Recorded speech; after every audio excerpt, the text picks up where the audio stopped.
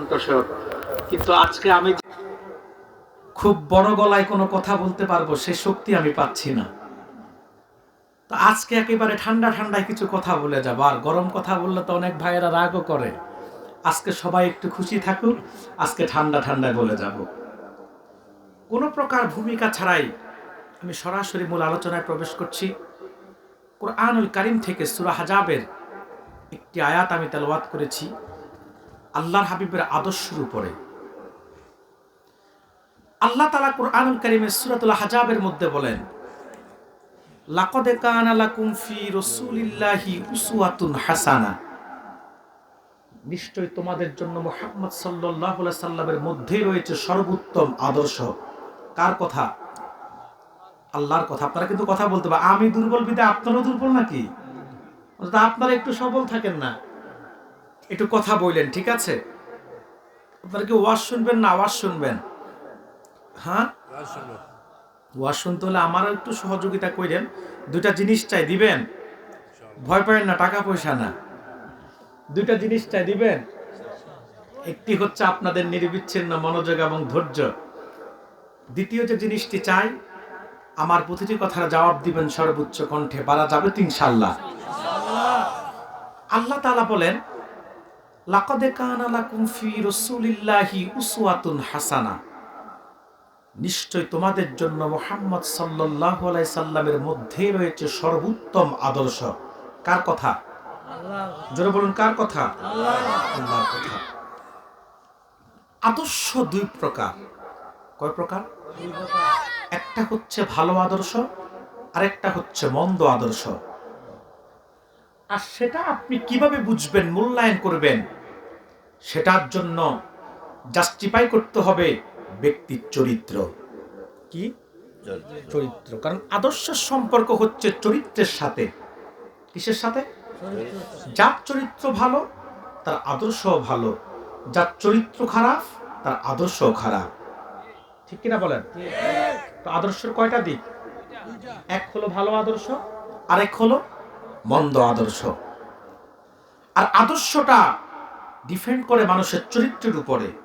চরিত্রটা যদি ভালো হয় আদর্শটাও কি হবে, আর চরিত্র যদি মন্দ হয় আদর্শটাও মন্দ হবে।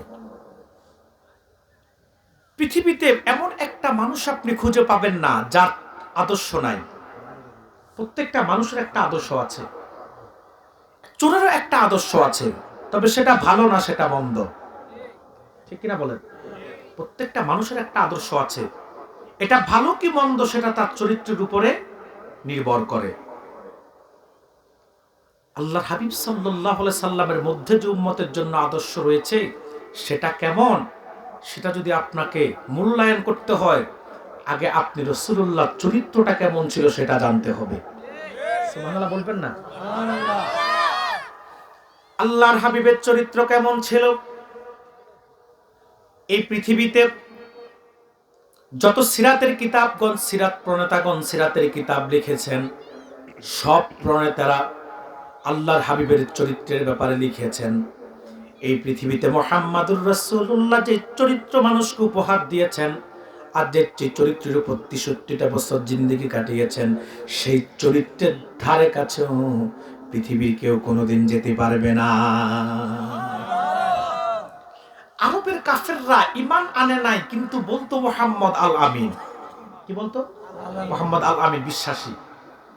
এই পৃথিবীতে যত বিধর্মী মনীষীদের জীবনী রচনা করেছেন, মাইকেল হার্ট সহ প্রত্যেকটা লেখকগণ তাদের মনীষীদের জীবনী লিখতে গিয়ে সবার আগে এক নম্বরে মুহাম্মদুর রাসূলুল্লাহ জীবনীকে রাখতে বাধ্য হয়েছে।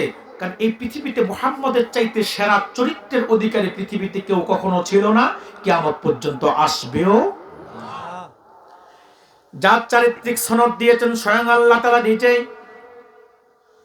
কুরআনুল কারীমের সূরাতুল কলম খুললে আপনি পাবেন আল্লাহ তাআলা চতুর্থ আয়াতের মধ্যে হাবিবের চারিত্রিক সনদ দিতে গিয়ে বলেন, ওয়া ইন্নাকা লাআলা খুলুকিন আযীম। আল্লাহ তাআলা বলেন, নিশ্চয় হাবিব আপনি সর্বোত্তম চরিত্রের উপরে অধিষ্ঠিত, প্রতিষ্ঠিত। আল্লাহ তার হাবিবের চারিত্রিক সনদ দিতে গিয়ে বলেছে আজিম। কি বলছে? আজিম। এটা এত ওজনওয়ালা শব্দ, এর চাইতে দামি আর শব্দই হয় না। সুবহানাল্লাহ বলবেন না? যেমন আপনাদের মধ্যে কেউ পরীক্ষা দিলে পাশ করলে অনেকগুলা গ্রেড থাকে কি থাকে না? এর মধ্যে তো 3টা গ্রেড আছে, A grade, A plus, A minus, 3টা আছে না নাই? ঠিক আল্লাহর হাবিবের চরিত্রের কথা বলতে গিয়ে আল্লাহ এমন এক শব্দ উচ্চারণ করেছে যার উপরে মূল্যায়ন করার মতো আর শব্দ নাই। কারণ আরবিতে যেটা বড় সেটাকে বলা হয় কাবির, যেটা অনেক বড় সেটাকে বলা হয় আকবার। কিন্তু যে বড় শুরু আছে শেষ নাই, লিখার মতো কলম নাই, বলার মতো কণ্ঠ নাই, চিন্তা করার মতো মস্তিষ্ক নাই, সেটাকে বলা হয় আজিম। কোরআনুল কারীমের দিকে তাকালে দেখবেন আল্লাহ শুধুমাত্র 4টি জিনিসকে আল্লাহ বলেছে আজিম। কয়টা জিনিসকে আল্লাহ আজিম বলছে? 4টা। এক, আল্লাহ নিজের শানে বলছে আজিম। 2, আল্লাহ কোরআনকে বলছে আজিম। 3, আল্লাহ আরশকে বলছে আজিম। 4th, আল্লাহ তার হাবিবের চরিত্রকে বলছে আজিম। সুবহানাল্লাহ বলবেন না? কয়টা জিনিসকে আল্লাহ আজিম বলছে? 4টা। এক, আল্লাহ নিজের শানে বলেছে আজিম। আল্লাহ আজিম, তিনি বেমিসাল। শরহু ফিকহিল আকবরের মধ্যে ইমাম আবু হানিফা রাহমাতুল্লাহ আলাইহি লিখেন, লাইসা কামিসলিহি শাই, আল্লাহর কোনো মিসাল নাই, কোনো দৃষ্টান্ত নাই, আল্লাহর কোনো উদাহরণ নাই, তিনি আজিম, তিনি বেমিসাল। কোরআন আজিম, তার ব্যাখ্যা অনেক ব্যাপক, এত ব্যাপক, এত ব্যাপক।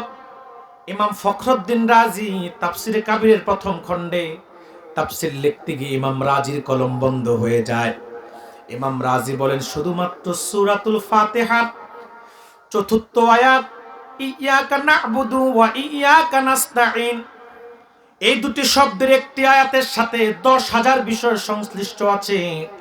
যদি কোনো ব্যক্তি হক আদায় করে এক আয়াতের তাফসির লিখতে যায়, 10,000 খণ্ডে তাকে তাফসির লিখতে হবে। সুবহানাল্লাহ বলবেন না?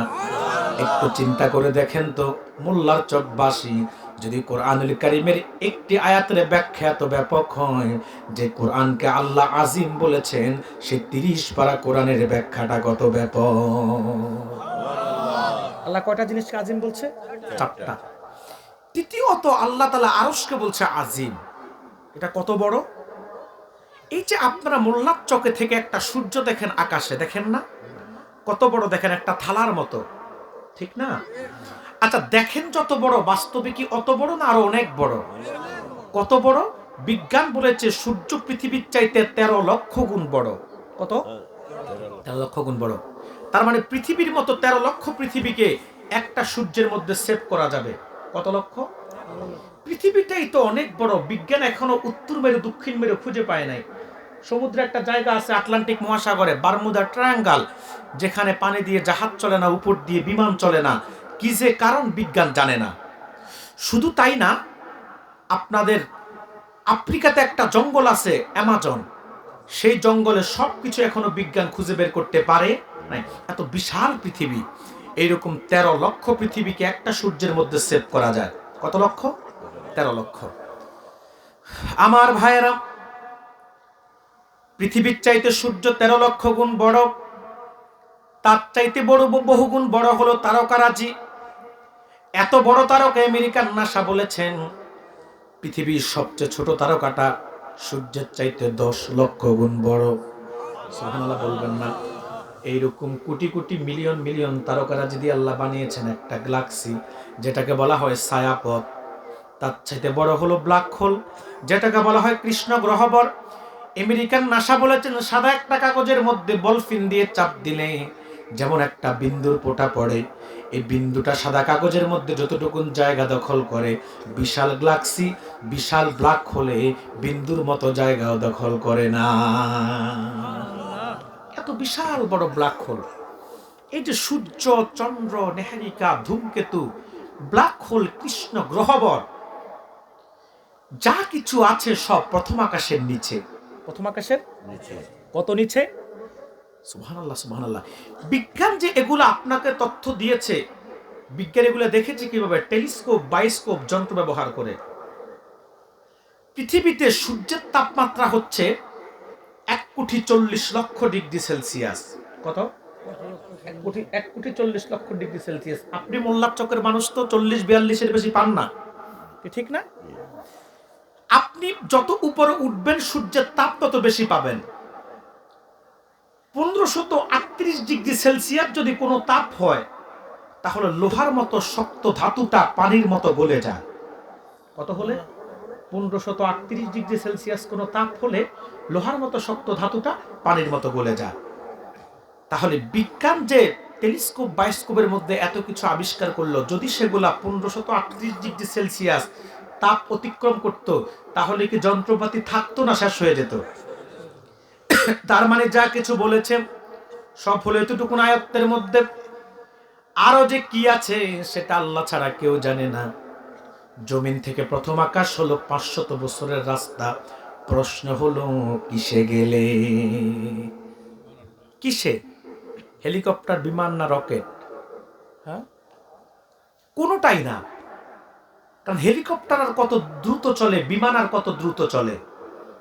রকেট তো যায় 1 ঘন্টায় 7.5 কিলোমিটার। কত কিলো?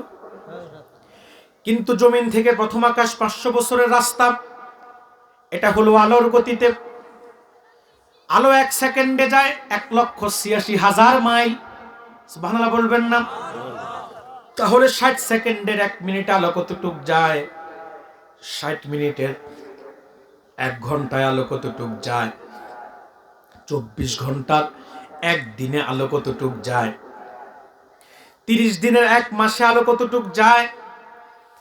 পদার্থবিজ্ঞানের ভাষায় এটাকে বলা হয় 1 আলোক বর্ষ। এইরকম আলো তার নিজস্ব গতিতে 500 বছর চললে আমার আল্লাহর প্রথম আকাশ খুঁজে পায়। সুবহানাল্লাহ বলবেন না? তারপরে দ্বিতীয় আকাশ, তৃতীয় আকাশ, চতুর্থ, পঞ্চম, ষষ্ঠ, সপ্তম, তারপরে সিদরাতুল মুনতাহা, তারপরে 70,000 নূরের পর্দা। একটা নূরের পর্দা থেকে আরেকটা নূরের পর্দার দূরত্ব 500 বছরের রাস্তা। সুবহানাল্লাহ বলবেন না? এরপরে হলো ফাওকাস সামাওয়াতি ওয়াস সাবঈ আরশুর রহমান। সে আরশের মধ্যে একটা কুরসি আছে, চেয়ার আছে, যার কথা আল্লাহ কোরআনে বলেছেন ওয়াসিয়া কুরসিহুস সামাওয়াতি ওয়াল আরদ, যেটা 7 আকাশ 7 জমিনের চাইতে আরো বড়। মোল্লার চকবাসী এবার একটু বিবেচনা করেন, আল্লাহর আরশের ছোট্ট চেয়ারটা, কুরসিটা যদি বিশাল 7 আকাশ 7 জমিনের চাইতে আরো বড় হয়, তাহলে যে আরশকে আল্লাহ আজিম বলেছেন সে আরশটা কত বড়? কয়টা জিনিসকে আল্লাহ আজিম বলছেন? 4টা। প্রথম হলো আল্লাহ নিজেকে বলেছে আজিম, দ্বিতীয়ত আল্লাহ কোরআনকে বলেছে আজিম, 3 আল্লাহ আরশকে বলেছে আজিম, চতুর্থত আল্লাহ তার হাবিবের চরিত্রকে বলেছে আজিম। কোরআন আজিম যদি হয় তার ব্যাখ্যা এত ব্যাপক। আল্লাহ আজিম, তিনি বেমিসাল। আরশ আজিম যদি হয় তার বিশালতা এত বেশি, তাহলে যে হাবিবের চরিত্রকে আল্লাহ আজিম বলেছেন সেই হাবিবের চরিত্রটা কত সুমহান। সেই চরিত্রের উপর প্রতিষ্ঠিত আদর্শই আল্লাহর হাবিব 1000 বছর আগে উম্মতের জন্য রেখে গিয়েছেন, যার সিদ্ধান্ত, যার ঘোষণা আল্লাহ দিয়েছেন, লাকাদ কানা লাকুম ফি রাসূলিল্লাহি উসওয়াতুন হাসানা। নিশ্চয়ই তোমাদের জন্য মুহাম্মদ সাল্লাল্লাহু আলাইহি সাল্লামের মধ্যেই রয়েছে সর্বোত্তম আদর্শ। এখন একটা প্রশ্ন আসে, রসুলের মধ্যে যে আমাদের জন্য সর্বোত্তম আদর্শ রয়ে গেছে সেটা আমরা কতটুকুন মানব? কারণ আমার দেশে বিভ্রান্ত সৃষ্টিকারী কিছু বাতিল মৌলবী আছে, কথা বলে না, যাদের কাজই হচ্ছে ফতোয়াবাজি করা আর ফিতনা সৃষ্টি করে জাতির মধ্যে বিভ্রান্তি সৃষ্টি করা, জাতির মধ্যে ফিতনা ছড়ানো। তাদের মধ্যে একটা সম্প্রদায় আছে আহলে হাদিস। অবশ্যই এদেরকে আহলে হাদিস বললে ভুল হবে, এরা আহলে খবিস। এই ভণ্ড সালাফি লামাযহাবিরা, তাদের কিছু স্কলার দাবিদার স্ক্রু ড্রাইভার আছে, কথা বলে না। কিছু ভণ্ড প্রতারক ধোঁকাবাজ মৌলবী আছে যারা বলে রাসূল নাকি 40 বছরের আদর্শ মানা যাবে না, পরের যে 23 বছর সেটা মানতে হবে। প্রথম 40 বছর তো নবুয়ত পায় নাই, আর শেষের 23 বছর নবুয়ত পেয়েছে, শেষের 23 বছর মানতে হবে। প্রথম 40 বছরও নাকি রাসূলুল্লাহর ভুল ছিল, গুনাহ ছিল। নাউজুবিল্লাহ বলবেন না? আচ্ছা বলেন তো ভাইয়েরা, রাসূলুল্লাহ কি 40-এর পরে নবী না আগেও নবী ছিলেন? শুধু 40-এর আগে কেন, আদম সৃষ্টির আগেই তো রাসূল নবী। এরা দাবি করে আহলে হাদিস, হাদিস মনে হয় পড়ে নাই। হাদিস সাক্ষী সহিহ বর্ণনা। আল্লাহর হাবিবকে সাহাবায়ে কেরাম প্রশ্ন করেছিল, হুজুর মাতা কুনতা নাবিয়্যা, আপনি কখন থেকে নবী? আল্লাহর হাবিবকে বলেছেন 40 বছর থেকে। রাসূলুল্লাহ জবাব দিয়েছেন, কুনতু নাবিয়্যা ওয়া আদামু বাইনাল মা'i ওয়াত তিন। অন্য riwayate এসেছে ওয়া আদামু বাইনার রূহি ওয়াল জাসাদ, আদমের দেহ এক জায়গায়, রূহ আরেক জায়গায়, তখনও আমি আল্লাহর দরবারে নবী ছিলাম। আদম যখন মাটি এবং পানির মধ্যে গড়াগড়ি খাচ্ছে, যখন আদম অস্তিত্ব লাভ করেন নাই, তখনও আমি আল্লাহর দরবারে নবী ছিলাম। সুবহানাল্লাহ বলবেন না? শুধু তাই না ভাইরা, শুধু তাই না, হাদিস সাক্ষী আদম সৃষ্টি 14,000 বছর আগে আল্লাহ তার হাবিবের নূর মোবারককে সৃষ্টি করেছেন।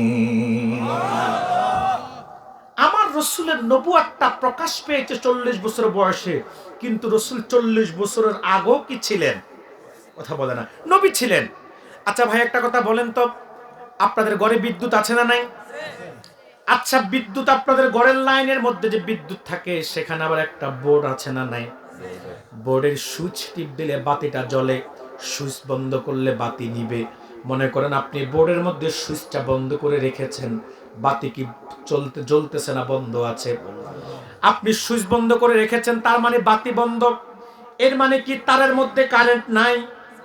কথা বলছেন না কেন? তারের মধ্যে কারেন্ট আছে না নাই? কিন্তু আপনি সুইচ বন্ধ করে রেখেছেন বিদায় বাতিটা জ্বলছে না, সুইচ দিলেই বাতি চলবে। আমার হাবিব তো আদম সৃষ্টির আগ থেকেও আল্লাহর সিদ্ধান্তে সর্বশ্রেষ্ঠ এবং সর্বশেষ নবী এবং রাসূল, এই সিদ্ধান্ত আদম সৃষ্টির আগেও আল্লাহ নিয়েছেন। আল্লাহ তাআলা শুধুমাত্র নবুয়তটা প্রকাশ করেছেন 40 বছর বয়সে, কিন্তু আমার হুজুর 40 বছর আগেও নবী ছিল, যার কারণে আকাশের মেঘমালা রাসূলকে ছায়া দিত, জঙ্গলার হরিণী পর্যন্ত রাসূলের কদমে এসে বসে থাকতো। শুধু তাই না, গাছপালা, নদী নালা, বনের পশু পাখি, এমন একটা প্রাণী নাই যে শিশুকালেও মুহাম্মদকে চিনতে ভুল করেছে। পাখি চিনে, পশু চিনে, গাছপালা চিনে, আকাশের মেঘমালা চিনে, চিনে না শুধু বাতিল মৌলবীরা, চিনে না শুধু ভণ্ড মৌলবীরা, কারণ এদের আগা গোড়াই হচ্ছে রাসূলের দুশমনীতে ভরা। কারণ মনে রাখবেন, যার বগলের মধ্যে শুটকির পোটলা, ওরা ফুল বাগানে গেল শুটকির গন্ধ পায়। ভণ্ড লামাযহাবী ওহাবী নজদীদের ঈমান আর আকীদার মধ্যে নবী দুশমনীতে ভরে আছে, এজন্য এরা নবীর সম্মান খুঁজে পায় না। আল্লাহর ওলিদের মতো যদি আশেকের চোখ তাদের থাকতো, খোদার কসম তারা রাসূলুল্লাহর আজমত, মুহাব্বত, শান, মান সব কোরআন হাদিসের মধ্যে খুঁজে পেত। ঠিক কিনা বলেন? আল্লাহু আকবার, ইয়া রাসূলুল্লাহ। সম্মানিত সুধী, তা আমার রাসূলের আদর্শ কয় বছরেরটা মানবেন? 23 বছরেরটা না গোটা 63 বছরেরটা? জোরে বলেন। কারণ পুরা 63 বছরের জিন্দেগি রাসূলের আমাদের জন্য কি আদর্শ। এবার বলবেন হুজুর কেন? আপনি অবাক হবেন, 63 বছরের পুরা জিন্দেগিটা কেন আপনার জন্য, আমার জন্য রাসূলের আদর্শ? আপনি দেখেন, শিশুকালেই মুহাম্মদ ইনসাফ শিক্ষা দিয়েছে। সুবহানাল্লাহ বলবেন না? হালিমাতুস সাদিয়ার ঘরে যখন রাসূল গেলেন, রাসূলুল্লাহর দুধমা ছিল হালিমা। হালিমার ঘরে যখন আমার নূর নবী গেলেন, হালিমার আরেকটা সন্তান ছিল হালিমাতুস সাদিয়া। চেষ্টা করে 2 স্তনের দুধ মুহাম্মদকে পান করাতে পারে নাই। তিনি 1 স্তনের দুধ পান করেছেন, আরেক স্তনে মুখও লাগায় নাই। তার মানে শিশুকালেই মুহাম্মদ উত্তম ইনসাফের আদর্শ উম্মার জন্য রেখে গিয়েছেন। 40 বছর পর্যন্ত, যেটাকে আজকে বাতিল মৌলবীরা বলে মানা যাবে না, সেই 40 বছর পর্যন্ত আরবের কাফেররা পর্যন্ত বলেছে মুহাম্মদ আল আমিন।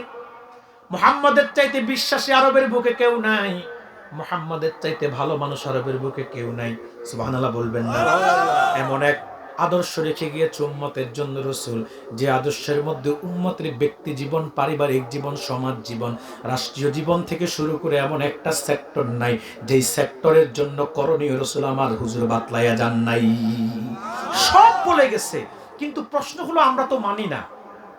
দুঃখ হলো আমরা তো মানি না। আমাদের ব্যক্তি জীবনে রাসূলের আদর্শ নাই, আমাদের পারিবারিক জীবনে রাসূলের আদর্শ নাই, আমাদের সামাজিক জীবনে রাসূলের আদর্শ নাই, রাষ্ট্রীয় জীবন তো অনেক পরের কথা। ঠিক কিনা বলেন? কিছু ভাই দিন কায়েম বলে একেবারে মুখে ফেনা ফেনা তুলতেছে। আরে ভাই, দিন কায়েম হবে কিভাবে যদি তোমার নিজের মধ্যে দিন না থাকে? তোমার মধ্যে যদি আগে দিন আসে, তাহলে তোমার মাধ্যমে তোমার পরিবারে দিন আসবে। আর তোমার পরিবার যখন দিনদার হবে, তোমার পরিবারকে দেখারও 10টা পরিবার দিনদার হবে। এভাবেই তো একদিন এই রাষ্ট্রে দিন কায়েম হবে, যেখানে তোমার মাথার তালু থেকে পায়ের তালু পর্যন্ত এই দেহের মধ্যেই দিনের ছিটা ফুটা নাই। সেখানে তুমি দিন কায়েমের স্লোগান দাও, এটা ভাউতাবাজি ছাড়া কিছু না। ঠিক কিনা বলেন? আমার ভাইয়েরা, আপনার জীবনের প্রতিটা পরতে পরতে রাসূল আদর্শ রেখে গিয়েছেন। আল্লাহ যে বলেছে তোমাদের জন্য মুহাম্মদ সাল্লাল্লাহু আলাইহি সাল্লামের মধ্যে রয়েছে সর্বোত্তম আদর্শ। প্রতিটা সেক্টর রাসূল সে আদর্শ রেখে গিয়েছেন। কি হবে আপনার ব্যক্তি জীবন? উম্মতের মাথার তালু থেকে পায়ের তালু পর্যন্ত পুরা বডিতে নবীর সুন্নাহ আদর্শ রাসূল রেখে গেছেন, কি জান নাই? প্রশ্ন হলো আমরা মানি কতটুকু? কথা বলছেন না কেন? আমরা নবীর সুন্নাহ দিয়ে দেহটা কতটুকু সাজিয়েছি? আমাদের মাথার তালুর দিকে তাকাইলে দেখা যায় সুন্দরবনের এক খণ্ড জঙ্গল। কথা বলছেন না কেন? চুলের যে অবস্থা, চুলের যে কাঠিন আমাদের, এটা আদৌ নবীর সুন্নাত তরিকা না। কথা বলছেন না কেন? মুখে আমাদের নবীর সুন্নাত দাড়ি নাই, শরীরের পোশাক আশাকের মধ্যে সুন্নাতের কোনো বালাই নাই। কথা বলছেন না কেন? আজকে মুসলমানের সন্তান চুল রাখে বেদিনদের স্টাইলে। ওই নেইমার, মেসি, কোন খেলোয়াড়, কোন সেলিব্রিটি কিভাবে চুল রাখছে, আমার দেশের যুবকরাও সেইভাবে তাদের চুলের কাটিং করে। ঠিক না? আর দাড়ি তো 16 আনার মধ্যে 12 আনা মুসলমানেরই নাই। অথচ আল্লাহর হাবিব বলেছে দাড়ি হচ্ছে এমন এক সুন্নাত, যে সুন্নাত নিয়ে আপনি কবরে যেতে পারবেন। পৃথিবীর সব সুন্নাত থেকে যাবে, কিন্তু দাড়িটা কবরে যাবে। সুবহানাল্লাহ বলবেন না? কিন্তু আমাদের মধ্যে 16 আনার মধ্যে 12 আনা মুসলমানেরই দাড়ি নাই। অনেকে মনে করে বয়সটা হোক তারপরে দাড়ি রাখবে, এখন তো যুবক। আচ্ছা বলেন তো ভাই, আপনার যখন যা প্রয়োজন সেটা কে দেন? আপনি জন্মের সময় দাড়ি ছিল? কথা বলে না। দাঁত ছিল? আপনার যখন দাঁত প্রয়োজন তখন আমার আল্লাহ দাঁত দিয়েছেন। কথা বলছেন না কেন? আপনার যখন দাড়ি প্রয়োজন তখন আমার আল্লাহ দাড়িও দিয়েছেন। তো আপনি দাঁতগুলা তো ঠিকই 1 বছর সময় যখন ওটা শুরু হলো, দাঁতগুলা তো আপনি ভাঙলেন না। কথা বলেন না কেন? দাড়িটা কেন চাষেন? যারা দাড়ি চাষেন বলেন হুজুর আর একটু বয়স হোক। আমি বলবো দাঁতগুলো ভাঙেন, আর একটু বয়স হোক। কি ঠিক না? এরপরে পোশাক আশাকে আছে সুন্নাতের বালাই আমাদের মধ্যে। এই যে রাগ করেন না, মাহফিলে আসছি, বছরে একদিন মাথার মধ্যে টুপিটা পর্যন্ত নাই। ঠিক কিনা বলেন? অথচ এই যুবকগুলাই যখন আর্জেন্টিনা ব্রাজিলের খেলা আসে, 3 মাস পর্যন্ত নেইমার আর মেসি জার্সি গা থেকে খুলেই না।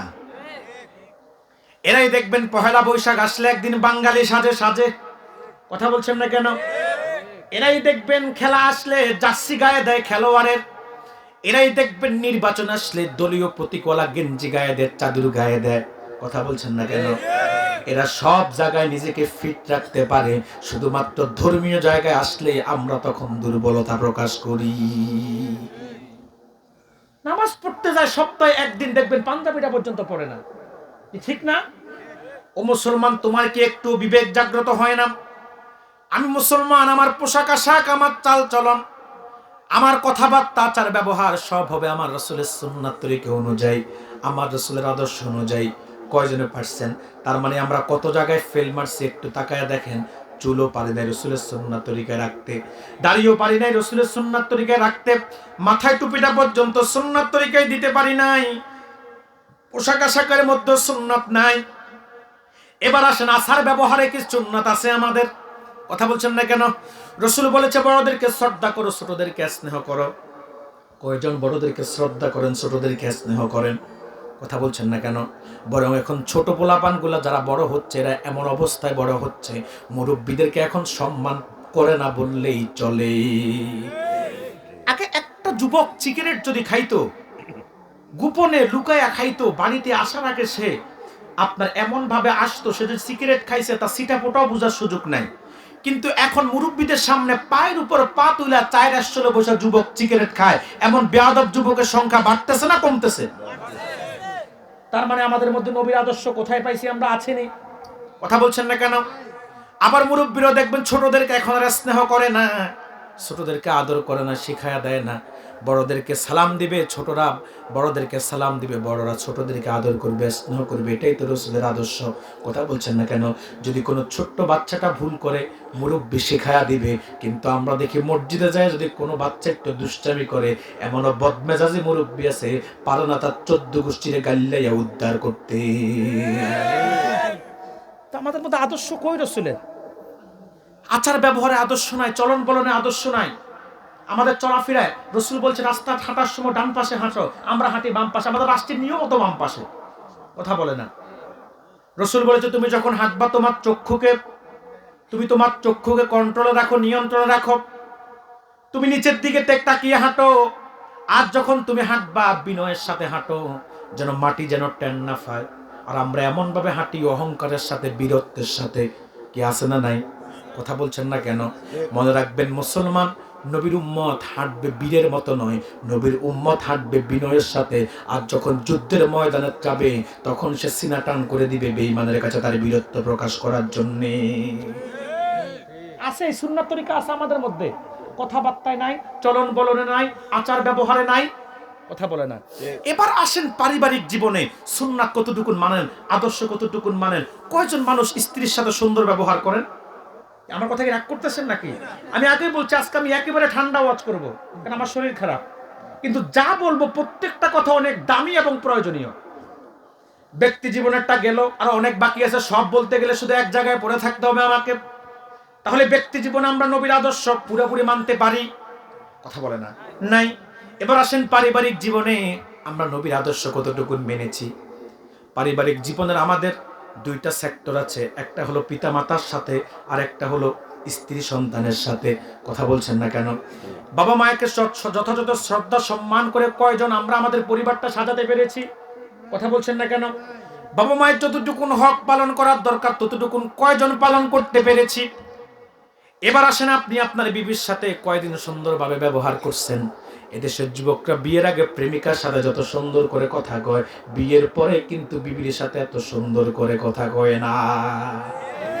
বিয়ের আগে প্রেমিকার সাথে যখন সেটিং করে আমরা তো আর শুনি না, স্ক্রিনশট গুলা ভাইরাল হলে দেখি অনেকে জান প্রাণ সোনা ময়না সব ডাকে প্রেমিকারে। ডাকে না? প্রেমিকা একটু রাগ করলে তার রাগ ভাঙানোর জন্য তার বাড়িতে গিফট ফাটায়। কি আছে না নাই? প্রেমিকা একটু রাগ করলে তার রাগ ভাঙানোর জন্য তার বান্ধবীকে ম্যানেজ করে, এরপরে তাকে ম্যানেজ করে। কিন্তু ওই যুবকটার চরিত্র পরিবর্তন হয়ে যায় বিয়ে করলে, বিবির সাথে সুন্দর আচরণ করে না। আছে না নাই? এদেশে এমনও বদমেজাজের যুবক আছে, বউয়ের সাথে একটু ঝগড়া হলে এমন বদমেজাজ দেখায় মনে হয় একটু আগে তারে কুকুরে 3.5টা একসাথে কামড় মারছে। ঠিক না? অথচ স্ত্রীদের সাথে উত্তম ব্যবহার করবেন, উত্তম আচরণ করবেন। মনে রাখবেন মেয়েরা টাকা পয়সার পাগল না, মেয়েরা একটু ভালোবাসার পাগল। মেয়েরা টাকা পয়সার পাগল না। আপনার বিবিকে আপনি কোটি টাকা হাতে দিবেন, সে এতে এত খুশি হবে না যত খুশি হবে যদি আপনি একটা উত্তম আচরণ তাকে উপহার দিতে পারেন। আল্লাহ রাসূল বিবিদেরকে কত ভালোবাসতো। রাসূল বিবিদেরকে এত ভালোবাসতো। আম্মা জান আয়েশা রাদিয়াল্লাহু তাআলা আনহার সাথে রাসূল দৌড় প্রতিযোগিতা করত। সুবহানাল্লাহ বলবেন না? এই পৃথিবীতে আমার রাসূলের চাইতে শক্তিশালী পুরুষ আছে কে? কিন্তু আমার রাসূল নিজে স্বেচ্ছায় পিছনে পড়ে যেত, আয়েশা যেন এগিয়ে চলে যায়। কারণ আয়েশা যদি পিছনে পড়ে যায় আয়েশা কষ্ট পাবে। এজন্য রাসূল স্বেচ্ছায় পিছনে পড়ে যেত, আয়েশা এগিয়ে যায় যেন, আয়েশা যেন এগিয়ে গেলে আয়েশার মনটা খুশি হয়ে যায়। শুধু তাই না ভাইয়া, আমার নূর নবীর আদর্শ এমন ছিল, বিবিদের সাথে এত সুসম্পর্ক ছিল, রাসূল বিবিদেরকে তাদের তরকারি কাটার কাজে সহযোগিতা করত, রুটি সেকার কাজে সহযোগিতা করত। আমার মোল্লার চকের ভাইয়েরা কয়জন স্ত্রীকে তরকারি কাটার কাজে সহযোগিতা করেছেন? কয়জন বিবিকে আপনার রান্নার কাজে সহযোগিতা করেছেন? বরং একটু লবণ বেশি হইলে, ঝাল বেশি হইলে বাটির মধ্যে ঝড় তোলে, পিঠের মধ্যে আঘাত করে এমনও বদমেজাজি পুরুষ আছে না নাই? কিন্তু রাসূল স্ত্রীদেরকে কাজে সহযোগিতা করতেন, এত উত্তম আচরণ করত। রাসূলুল্লাহর 11 জন স্ত্রী ছিল, কেউ কখনো বুঝতেই পারত না যে রাসূল কার থেকে কাকে বেশি ভালোবাসে। সুবহানাল্লাহ বলবেন না? আপনি তো দুইটা হইলেই আপনি বেড়া লাগায় দিতেন। কথা বলে না? দুইটা হইলে তো আপনি একটার সাথে আরেকটার আপনার পার্থক্য সৃষ্টি করতেন। দুইটা হইলে তো একটার সাথে আরেকটার মধ্যে আপনি বৈষম্য তৈরি করতেন, বড়টারে রাইখা ছোটটারে নিয়ে আপনি সময় কাটাইতেন। কিন্তু রসুলের বিবিরা একদিন রসুলকে প্রশ্ন করে, ইয়া রাসূলুল্লাহ, ইয়া হাবিবাল্লাহ, আপনি কাকে বেশি ভালোবাসেন? আল্লাহর হাবিবের স্ত্রীরা মনে করছে রসুল হয়তো আয়েশার কথা বলবে, কারণ আয়েশা রসুলের সবচেয়ে ছোট স্ত্রী, যার বিয়ের ঘটক ছিল স্বয়ং জিবরিল, প্রস্তাবকারী ছিল আল্লাহ। সুবহানাল্লাহ বলবেন না? রেশমি কাপড়ের মধ্যে আয়েশার ছবিকে জিবরিল তুলে ধরছে, হুজুর চিনেন নাকি? আল্লাহু আকবার, হুজুর চিনেন নাকি? রাসূল বলে, এটা আবু বকরের মেয়ে আয়েশা। জিবরিল বলল, হুজুর তাকে আপনি বিয়ে করবেন? রাসূল বলল, আল্লাহ যদি রাজি থাকে, জিবরিল যদি কাজী হয়, আমার বিয়ে করতে কোনো সমস্যা নাই। সুবহানাল্লাহ বলবেন না? রাসূলের স্ত্রী আয়েশা ছিল রাসূলের একেবারে অল্প বয়সী স্ত্রী। এত সুন্দর ছিল আয়েশা, যার সৌন্দর্যের কোনো তুলনা ছিল না। বিবিরা মনে করছে রাসূল মনে হয় আয়েশাকে খুব বেশি ভালোবাসে। সব বিবিরা এসে একদিন আল্লাহর হাবিবকে ধরলো, ইয়া রাসূলুল্লাহ, ইয়া হাবিবাল্লাহ, হুজুর আপনি কাকে বেশি ভালোবাসেন? সবাই ভাবছে হুজুর মনে হয় আয়েশার কথা বলবে। রাসূল বলে, আজকে না, আগামীকাল বলবো কাকে বেশি ভালোবাসি। সব বিবিরা চলে গেল। রাতের বেলা রাসূলুল্লাহ সব বিবিদের ঘরে গেল। আল্লাহর হাবিব সব বিবিদের ঘরে গিয়ে রাসূল সব বিবিকে খেজুর হাদিয়া দিল। আর রাসূল বলল, বিবিরা, এই যে খেজুরগুলা তোমাকে হাদিয়া দিলাম, কোন বিবিকে কিন্তু জানাবা না, যাকে দিছি তারটা তার মধ্যে রাখবা, অন্য বিবি যেন না জানে। পরদিন সকালে সব বিবিরা আসলো, ইয়া রাসূলুল্লাহ, ইয়া হাবিবাল্লাহ, আপনি কাকে বেশি ভালোবাসেন? আল্লাহর হাবিব বলল, গতকাল রাতে আমি যাকে খেজুর হাদিয়া দিয়েছি তাকেই আমি সব চাইতে বেশি ভালোবাসি। সব বিবিরা মনে মনে খুশি, কিন্তু কেউ কাউরে বলে না। বিবিদেরকে খুশি রাখবেন। আরে ভাই, রাগ অভিমান সব ঘরেই হয়, হয় না? কিন্তু রাগ অভিমান হইলে একজন আগুন হইলে আরেকজন পানি হয়ে যাবেন। কিন্তু আপনারা একজন আরেক আগুন হইলে আরেকজন কেরোসিন হন। কথা বলো না? এবার যখন মারেন কেরোসিন, আগুন আরো ধাউ ধাউ করে জ্বলে ওঠে। না না, ওইটা করেন না। একজন আগুন হইলে আরেকজন পানি হয়ে যাবেন। আপনি যদি মনে করেন ভুলটা আপনার, ইশারাঘর থেকে বের হয়ে যান চুপে চুপে। দুই চারটা যদি একটু অভিমান করে বলে, ধৈর্য সহকারে শোনেন। বাজারে যাই স্ত্রীর জন্য একটা গিফট কিনেন, কথা বলছেন না কেন? স্ত্রীর পছন্দের খাবারটা কিনেন, আর 2 ঘন্টা পরে আয়না দেখবেন, হাতে দিবেন, দেখবেন আকাশের মেঘ সরে গেছে, চেহারার মধ্যে হাসি ফুটেছে। কথা বলছেন না কেন? আর মেয়েদেরকে তো মারাই যাবে না, স্ত্রীদেরকে মারা কিন্তু জায়েজ নাই। নাকি পিড়াইবেন রাগ রাগ উঠলেই? কিছু কাপুরুষ আছে স্ত্রীদেরকে মারতে মারতে মারতে মারতে, এইগুলা কুলাঙ্গার। কথা বলেন, কখনো মেয়েদের গায়ে হাত দিবেন না, এটা ঠিক না। একটা মেয়ে তার সবকিছু ছেড়ে দিয়ে আপনার সংসারে আসে, আপনাকে চিনতো না, জানতো না। 18 বছর যে বাবা মা আপন করে তাকে লালন পালন করেছে, সে বাবা মাকে ছেড়ে দিয়ে সে যখন আপনার ঘরে আসে, মুহূর্তের মধ্যে সে আপন করে নেয়। চিনা নাই জানা নাই একটা মেয়ে বাসর রাতে স্বামীর সাথে এত পরিচিত হয়, তার সকল কিছু স্বামীর জন্য উজাড় করে দেয়, মনে হয় যুগ যুগ ধরে তাদের পরিচিত ছিল। কিন্তু কেমনে পারেন আপনারা পুরুষের মতো স্ত্রীর গায়ে হাত তুলতে? বলুন হুজুর, রাসূল তো 4 কারণে মারতে বলছে। আরে ভাই, রাসূল 4 কারণে মারতে বলছে, তবে কেমনে মারতে কইছে? লাঠি দিয়ে পিটাইতে কইছে।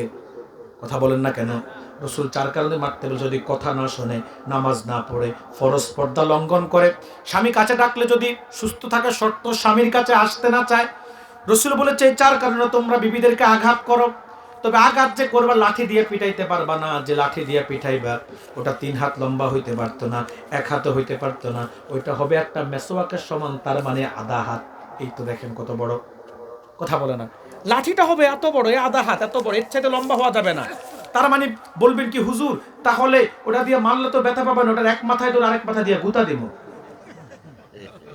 হ্যাঁ, ওটা নাকি? না না, রাসূল বলেছে তাও হবে না। যে লাঠি দিয়ে তুমি আঘাত করবে সেটা হবে আধা হাত, এক বিগত। এই যে এত বড় দেখছেন তো, এখন লাঠিটা যে আপনি মারবেন, এই এক মাথায় দইটাও পেঠানো যাবে না। রাসূল বলেছে লাঠিটার মধ্যখানে ধরতে হবে, এই যে এখানে, এ জায়গায় ধরে পিটাইতে হবে। তবে রাসূল বলছে 4 জায়গায় পিটানো যাবে না। এক হলো মাথায়, দ্বিতীয়ত মুখে, তৃতীয়ত বুকে, চতুর্থত পিঠে। এই 4 জায়গায় মারা যাবে না, কোমরের নিচে পিটাইতে হইব। আচ্ছা, এই তো লাঠি ধরছেন, এ জায়গায় কোমরের নিচে যদি বাড়ি মারেন, কইব সরো, আমার সাথে মস্কারি করো নাকি? কিন্তু আপনারা পিঠাইলে হুঁশ থাকে না, এগুলা করবেন না। মেয়েদেরকে ভালোবাসবেন কি? রাজি আছেন ইনশাআল্লাহ? আমার ভাইয়েরা, তো পরিবারের মধ্যে আমরা রাসূলের আদর্শ মানতে পেরেছি কয়জনে? কথা বলেন না কেন? আমরা আমাদের পরিবারগুলো রাসূলের আদর্শ দিয়ে সাজাতে পারি নাই। আমাদের সন্তানগুলাকেও আমরা রাসূলের আদর্শ শিক্ষা দিতে পারি নাই। হুজুর বলেছে তোমাদের সন্তান যখন বুঝ ধারণ করবে, হুব্বে নাবিয়্যিকুম, তাকে তোমরা নবীর ভালোবাসা শিক্ষা দাও। সুবহানাল্লাহ বলবেন না? ওয়া আহলে বাইতিহি, আহলে বাইতের ভালোবাসা শিক্ষা দাও। ওয়া তিলাওয়াতিল কোরআন, তাকে কোরআন তেলাওয়াতের শিক্ষা দাও। আর আমরা শিক্ষা দিই হাট্টিমা টিম টিম, তারা মাথায় পাড়ে ডিম, তাদের খাড়া দুটি শিং, তারা হাট্টিমা টিম টিম। কি ঠিক না? আমরা শিক্ষা দিই হাট্টিমা টিম টিম, তাদের মাথায় দুটি শিং, তারা মাঠে পারে ডিম, তাদের খারাপ তারা হাট্টিমা টিম টিম। আচ্ছা বলেন তো ভাই, যেই প্রাণীর মাথায় শিং আছে ওই প্রাণী কি কখনো ডিম পারে? কথা বলেন। যেই প্রাণী ডিম পারে ওই প্রাণীর মাথায় কিন্তু শিং নাই। আর যেই প্রাণীর মাথায় শিং আছে ওই প্রাণী কখনো ডিম পারে না। তার মানে আমরা শিক্ষা দিই একটা মিথ্যা পড়া। আবার পড়ায় আম পাতা জোড়া জোড়া, মারবো চাবুক চড়বো ঘোড়া। আচ্ছা বলেন তো, আম পাতা কি জোড়া জোড়া না আলাদা আলাদা? কথা বলছেন না কেন? দ্বিতীয়ত, মারবো চাবুক চড়বো ঘোড়া, এই যে আপনি বাচ্চাকে এটা শিখাইলেন ঘোড়াকে চাবুক মারা, এই সন্তান কি কখনো প্রাণীর প্রতি যত্নশীল হবে? বরং সে যদি ছোটকাল থেকে ঘোড়া ফিরানো শেখা যায়, বড় হইলে তো সে বাবা মারও ফিরানোর সম্ভাবনা আছে না নাই? ওটা হবে সন্ত্রাস, ওটা হবে ঐশীর মতো কুলাঙ্গার, ওইটা হবে পিষ্টিহান্না। অথচ সন্তানকে শিখানোর দরকার ছিল। পড়বো না আর হাট্টিমা টিম টিম, পড়বো আমি আলিফ লাম মিম। কথা বলছেন না কেন? স্কুলেতে পড়বো না মা হাট্টিমা টিম টিম। কথা বলছেন না কেন? আগডুম বাগডুম গোড়ার ডিম। কথা বলেন না কেন? মাদ্রাসাতে যাব আমি, শিখবো দিনের ইলম, মধুর সুরে পড়বো মোরা আলিফ লাম মিম। তো রাসূল বলেছে সন্তানের ক্ষেত্রে যখন সে বুঝ ধারণ করবে, একটা সন্তান কখন বুঝ ধারণ করে? 4 বছর 5 বছর হলে। অবশ্যই আপনাদের এগুলো সন্তানরা এখন 2 বছরে এমন বুঝ আসে, এরা মোবাইলে সব বোঝে। কথা বলছেন না কেন? ঠিক না? এখন মোবাইলে সব বোঝে। 4-5 বছর লাগে না, 2 বছরে বুঝ ধারণ করে যায়। কি যে এক যুগ আইছে, বাচ্চারা মোবাইল যা বোঝে বুড়া মুরব্বীরাও তা বোঝে না। এখনকার পোলাপাইন অবশ্যই মোবাইল ছাড়া কিছুই বোঝে না। মোবাইল এমন এক জিনিস, এটা এই প্রজন্মের মাথা শেষ করছে। দেখবেন যুবক যারা, কিশোর যারা, 10-12 বছরের পোলাপাইনের হাতে এখন মোবাইল ফোন। 14-15 বছর গেলে তো মোবাইল থাকবে। তাও কি শুধু থাকবে? এই মোবাইলের প্রতি এত আসক্ত, খাইতে গেলেও মোবাইল, ঘুমাইতে গেলেও মোবাইল। দেখবেন খাইতে গেলে এক হাতে খায়, আরেক হাতে মোবাইল টিপে, আছে না নাই? ঘুমাইতে গেলে চোখ বন্ধ হয় মোবাইল টিপতে টিপতে, আবার চোখ খোলার আগে মোবাইল খোলে। কথা বলছেন না কেন? কেউ ব্যস্ত ফেসবুকে, কেউ ব্যস্ত ইউটিউবে, কেউ ব্যস্ত পাবজি ফ্রি ফায়ার গেমসে, কেউ ক্যাসিনোতে জুয়ায়। কি ঠিক না? এত আসক্ত হয়েছে যুবকগুলা, ঘুমাইতে যায় আপনার রাতের বেলা মোবাইল টিপতে টিপতে তারা ঘুমাইতে যায়। আর এমন সময় ঘুমাইতে যায় রাত যখন শেষ হয়ে যায়। আমি বলি এরা ঘুমাইতে ঘুমাইতে এদের রাত শেষ, ঘুম থেকে উঠতে উঠতে এদের দিন শেষ, এদের চিন্তায় এদের বাবা মায়ের জীবন শেষ। কথা বলেন কি ঠিক না? আমার ভাইয়েরা সেজন্যই বলছি, আমরা আমাদের সন্তানগুলাকে নবীর ভালোবাসা শিক্ষা দিতে পারি নাই। আমাদের সন্তানগুলোকে নবীর ভালোবাসা শিক্ষা দিবেন এবং আহলে বাইতের ভালোবাসা শিক্ষা দিবেন এবং কোরআন তেলাওয়াত শিক্ষা দিবেন। তবে এই ক্ষেত্রে কোন প্রতিষ্ঠানে শিক্ষা দিবেন, বাবা মা হিসাবে আপনাকে সে প্রতিষ্ঠানটা চয়েস করতে হবে। যদি প্রতিষ্ঠান চয়েস করতে ভুল করেন, ওই ছোট্ট বয়সে আপনার সন্তানটা নবীর দুশমনে পরিণত হয়ে যাবে। আমি আমার নিকট আত্মীয়দের মধ্যে কয়েকজনকে দেখেছি, ছোটবেলায় আশপাশে সুন্নি মাদ্রাসা না থাকার কারণে দিছে কিছু অন্য মাদ্রাসা। এখন এরা ক্লাস 2-3 পড়ে, বলে নবী আমাদের মতো মানুষ। মিলাদ কিয়ামকে বলে বেদাত, বলে দুরুদ ইব্রাহিম ছাড়া কোনো দুরুদ নাই। চিন্তা করেন তাদের টেন্ডেন্সিটা কেমন। ছোট্ট একটা কিশোর শিশুকে শিখাইয়া দিচ্ছে দুরুদ ইব্রাহিম ছাড়া কোনো দুরুদ নাই। এই জন্য আপনাকে প্রতিষ্ঠান বাছাই করতে হবে। যদি আপনার এলাকায় আহলুস সুন্নাত ওয়াল জামাতের প্রতিষ্ঠান না থাকে, গোটা এলাকাবাসী ঐক্যবদ্ধ হয়ে আহলুস সুন্নাত ওয়াল জামাতের প্রতিষ্ঠান আপনাকে করতে হবে। কথা বলছেন না কেন? অথবা বাতিলদের প্রতিষ্ঠানে পড়াইলে আপনার সন্তান শিশুকালে তেরাতে পড়ে, এমন তেরা হইব নবীর আদর্শের ক্ষেত্রে, মুহাব্বতের ক্ষেত্রে। এই তেরাটারে সোজা করা এত কঠিন না, কারণ কাঁচা না নোড়ালে বাস, পাকলে করে ঠাস ঠাস।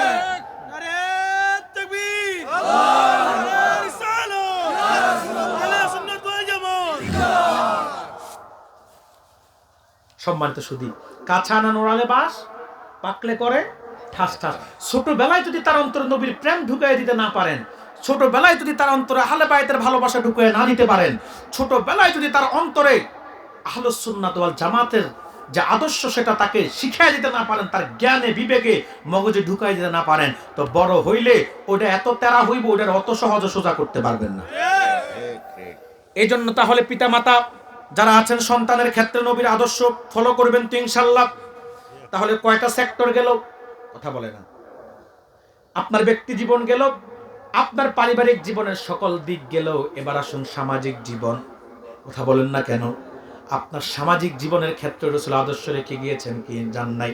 প্রতিবেশীর ক্ষেত্রে আপনার আচার ব্যবহার কেমন হবে? প্রতিবেশীর প্রতি আপনার দয়া কেমন হবে? প্রতিবেশীর জন্য আপনার করণীয় কি? আমার রাসূল কি তার আদর্শ রেখে গিয়েছেন কি জান নাই? কথা বলেন না কেন?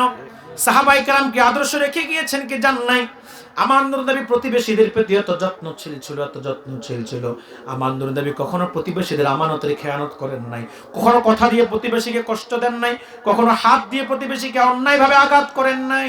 শুধু তাই না, যারা আমার রাসূলকে কষ্ট দিয়েছে তাদেরকে পর্যন্ত কষ্টের বিনিময়ে রাসূল কষ্টের আচরণ করেন নাই। আর আমরা কেউ যদি আমাদেরকে একটা গালি দেয়, আমরা যাই তার মাথায় বাড়ি দিই, ঠিক না? কেউ যদি আমাদের সাথে একটু তেড়ে আসে, আমরা দৌড়াইয়া যায় তার মাথায় আঘাত করি। রাসূল প্রতিবেশীদের খবর রেখেছেন, খোঁজ রেখেছেন। আশপাশের মানুষগুলা কি খেয়ে আছে না না খেয়ে আছে, রাসূল খবর রেখেছেন। দুঃখীদের দুঃখে রাসূল দুঃখী হয়েছেন, কথা বলছেন না কেন? কিন্তু আজকে আমরা নিজেদের সামর্থ্য আছে ভোজন বিলাস করি, আশপাশের মানুষ কি খেয়ে আছে না না খেয়ে আছে এই ক্ষেত্রে আমাদের অনেকের খবর নাই। ওই যে পরিবারটা, যে পরিবারে অভিভাবক বলতে কেউ নাই, সব এতিম, সন্তানগুলো এতিম। যেই পরিবারের মহিলাটার স্বামী নাই, রোজগার করার মতো কেউ নাই, ও মোল্লার চকের ভাইয়েরা কয়দিন যায় তার পরিবারে খবর নিছেন সে খেয়ে আছে না না খেয়ে আছে? এটা তো আমার রাসূলের আদর্শ না। হুজুর বলেছে প্রতিবেশী এতিমদের ক্ষেত্রে এমন ব্যবহার করতে হবে, কারণ যেন প্রতিবেশী এতিমরা কখনো যেন তারা পিতার অভাব না ভোগ করে। কিন্তু আপনারা পারলে এতিমেরটারও লুটে ফুটে খান। এদেশে এমনও চাচা আছে ডাকাত, যে ভাই মারা গেলে বাতিজার হকটা বাতিজারা দেয় না, নিজে লুটে ফুটে খায়। কোথায় বাতিজার একটু দেখবার করবে তা না, উল্টা বাতিজারটা খায়। মনে রাখবেন রাসূল বলেছে এতিমের সাথে ভালো ব্যবহার করতে। আমার হুজুর বলেছে আমি মুহাম্মদ এতিম, তোমরা এতিমের সাথে দয়া সুলভ আচরণ করো, এতিমের তোমরা খেয়াল রাখো, এতিমের খোঁজ খবর রাখো। কারণ মনে রাখবেন এতিম, আমার রাসূল এমন এক এতিম ছিল যার পিতাও ছিল না, মাও ছিল না। এই পৃথিবীতে এতিম তো যাদের বাবা আছে মা নাই, কিংবা মা আছে বাবা নাই। কিন্তু আমার হুজুর এমন এতিম যারা বাবাও ছিল না, যার মাও ছিল না। কি ঠিক না ভাইরা? এতিমের প্রতি দয়াসুলভ আচরণ করবেন, তাদের খোঁজ খবর রাখবেন, তাদের অভিভাবক হওয়ার চেষ্টা করবেন। কি পারবেন তো ইনশাআল্লাহ? এরপরে প্রতিবেশী যারা গরিব আছে তারা কি খেয়ে আছে না না খেয়ে আছে তাদের খোঁজ খবর রাখবেন। আপনার সামর্থ্য আছে বিধায় আপনি ভোজন বিলাস করবেন, আর গরিবদের দেখাশোনা একটু করবেন না। আল্লাহ ইচ্ছা করলে আপনারা গরিব বানাইতে পারে কি পারে না?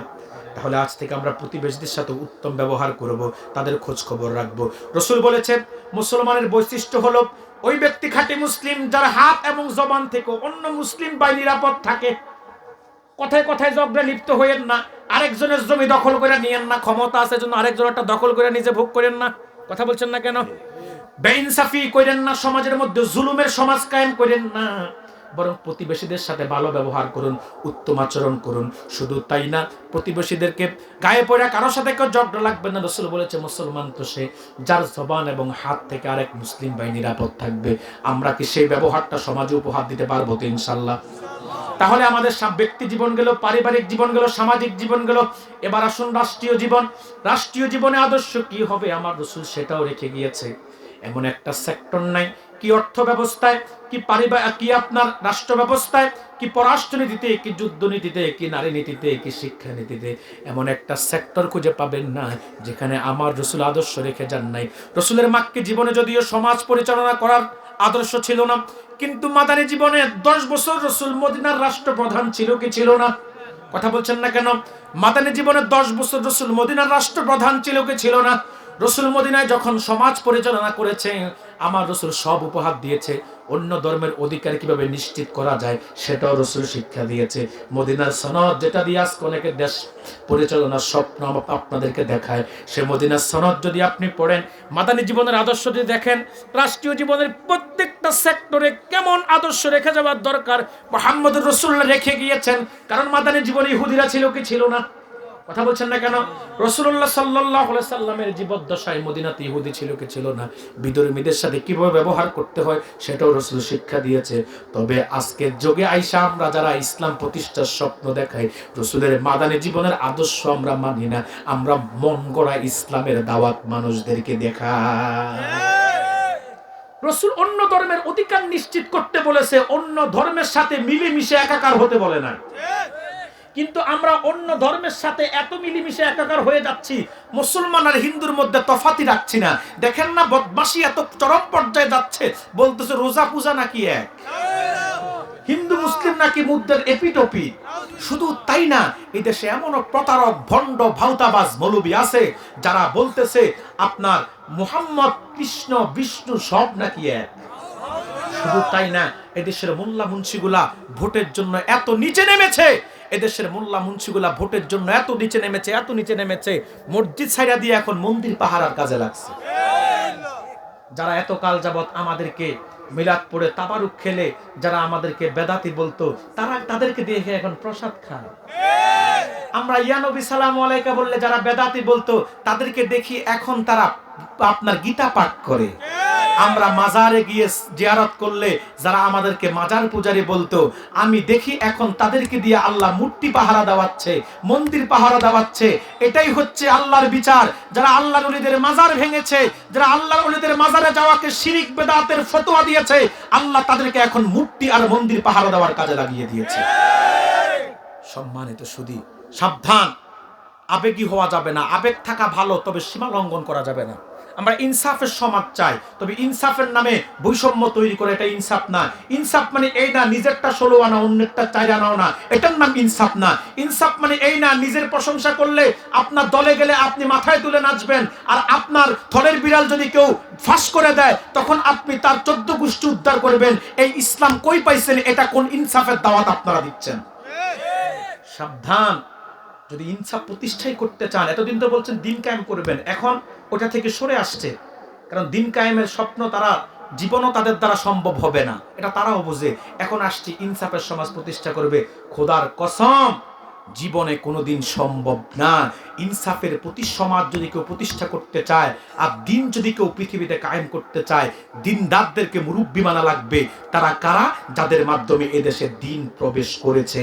তারা হলো আউলিয়ায়ে কেরাম।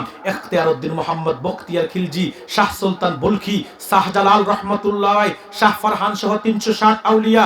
এরপরে শাহ সুলতান বলখি মাহি সাওয়ার রহমতুল্লাহ আলাইহি, খান জাহান আলী রহমতুল্লাহ আলাইহি, কারামত আলী জনপুরি রহমতুল্লাহ আলাইহি, ফুরফুরের আবু বকর সিদ্দিক রহমতুল্লাহ আলাইহি, এরাই মানুষদেরকে দ্বীনের দাওয়াত দিয়েছে। তারপরে এদেশের বড় বড় মাশায়েখরা, সেই সারসিনা নেসারউদ্দিন রহমতুল্লাহ আলাইহি, সোনাকান্দার আব্দুর রহমান হানাফি রহমতুল্লাহ আলাইহি, আপনাদের সাহেব কাবলা ফুলতুলি রহমতুল্লাহ আলাইহি, এই আল্লাহর ওলিরাই মানুষদেরকে দিন শিখিয়েছে। বিদেশ থেকে আউলিয়া কেরাম এসে দ্বীনের দাওয়াত দিয়েছে। এই দেশের আউলিয়া মাশায়েখরা দ্বীনের প্রচার করেছে। সর্বকথা শেষ কথা, মোটের উপর কথা হলো যে আউলিয়া কেরাম দেশের মানুষদেরকে দিন শিক্ষা দিয়েছে, মসজিদ প্রতিষ্ঠা করেছে, মাদ্রাসা প্রতিষ্ঠা করেছে, খানকা প্রতিষ্ঠা করেছে। তাদেরকে মাইনাস করে, তাদেরকে অভিভাবকের চেয়ার থেকে সরাইয়া নিজেরা মন গড়া মতো যদি কেউ দিন প্রতিষ্ঠার স্বপ্ন দেখায়, খোদার কসম কিয়ামত হয়ে যাবে, কিন্তু ওই দিন কখনো প্রতিষ্ঠা হবে না।